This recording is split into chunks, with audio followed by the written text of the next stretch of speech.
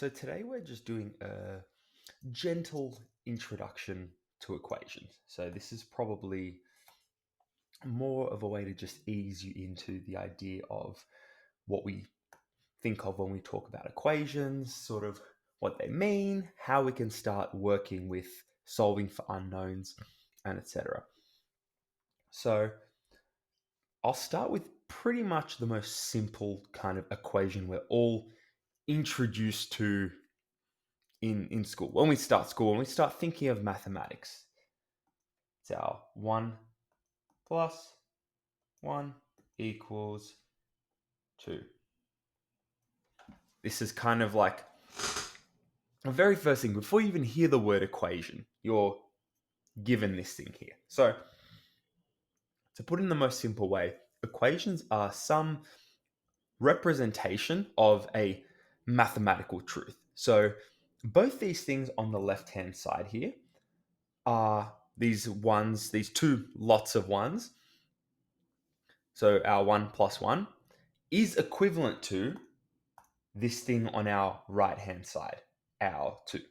So that is kind of the most basic one. So what if instead of giving you these two ones, because we know our kind of simple addition, subtraction, multiplication, division, etc., if I were to instead of give you a 1, what if I give you some unknown, some x, which when added to 1 equals to 2? Now, this is and I'm covering year 7 mathematics. I'm from Australia. This is year 7 junior mathematics. In another country, I'm not sure how the systems work, but we get exposed to this very early in high school. So here we have another equation. So we know that the left hand side equals to the right hand side. These are equivalent things, but we're just given that one of these is an unknown. So we're looking for what number, when added with 1, gives us 2.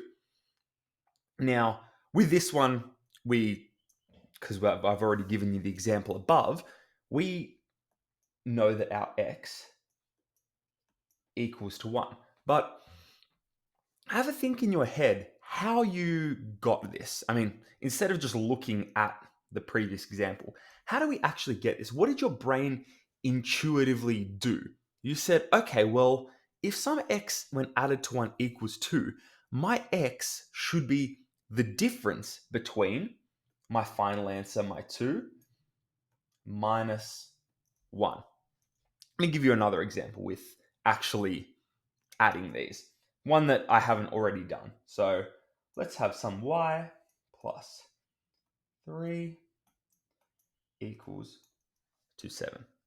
So once again, we need a number that when added to 3, when added with 3, I should say, gives us 7. So have a moment to think about this, and you can pause the video if you'd like, but you would have gathered that our y is once again going to be the difference between this 7 and this 3. And that's going to give us 4 here. Now, I change it. Whoop. Sorry about that. Let's go down here a little bit. Now, what about if we subtract, for example? So, looking at, let's say A, take away 3, gives us 6. Here we're kind of working in a bit of a different sphere. So, instead of adding these two numbers, one is subtracted from another. So, if this number A, if we're looking at it here and 3 is taken away from it and it gives us 6, we would expect, first of all, subtracting means the number's decreasing. So we would expect A to be greater than 6, wouldn't we? we expect it to be some bigger number because when we take away 3 from this bigger number, we're left with 6. So the operation we're doing in this case, and going back to our intuitive sort of logical understanding, we should be adding these together here. Because 3 less than A gives us 6. So A should be 6. Well, 3 greater than 6.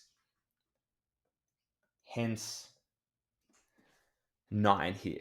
So at this point, we should kind of be observing a pattern between what's happening here. I'm going to quickly just scroll up to these examples that we've done and take a moment to just consider what we're kind of doing. More specifically, what's happening on the other side of this equal sign in all of these cases. Take a moment to consider, and we're going to come back to this idea, but I'm going to do 2 more examples here.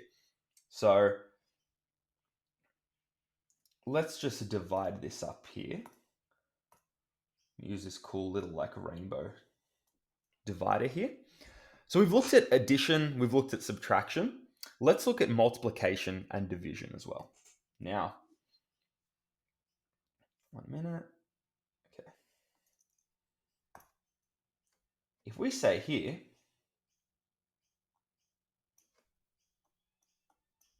3 lots of x gives us 6.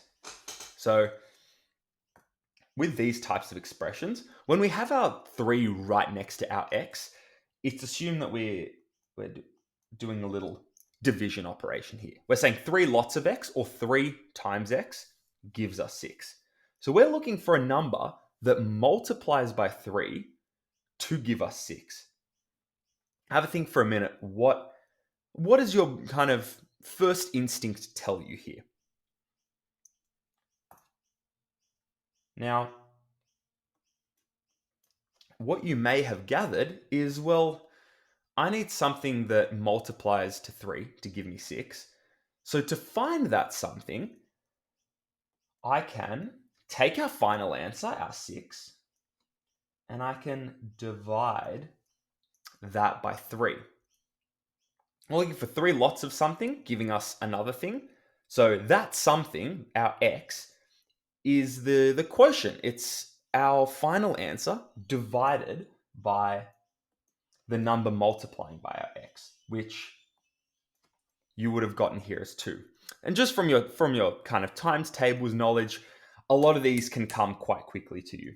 But let's look at one more example, and then we're going to look at the pattern we've kind of established here.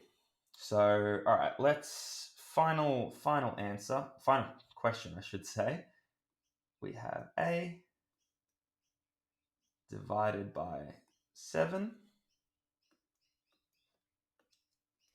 equals to 3. Now, take a moment, pause and ponder, have a think how we could approach this. And what I'm actually going to do is I'm going to, for this particular example, we're going to talk a little more about this kind of operation. So what division essentially is, we're looking at essentially how many times does our denominator go into our numerator. That's kind of that's sort of what we're doing with division. We're saying, well, if I divide something by another thing, I'm looking at how many times our denominator goes into our numerator. So putting this kind of mathematical equation in words, we're saying, well, 7, our denominator, 7, goes into our unknown A 3 times. 7 goes into A 3 times. To find A, couldn't we then say A would be 7 lots of 3? Because it goes into A 3 times. So 7 plus another 7 plus another 7, or 7 multiplied by 3, should give us our A. So let me go back to my pen here.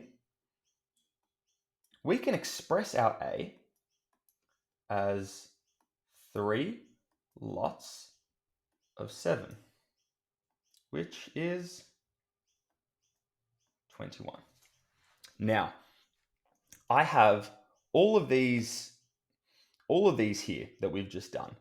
Let me just label these. We have adding, subtracting, multiplying, and dividing. What do we notice that happened in all of these? Take a moment to maybe pause the video and think about it, and I'm going to go straight into it in a second.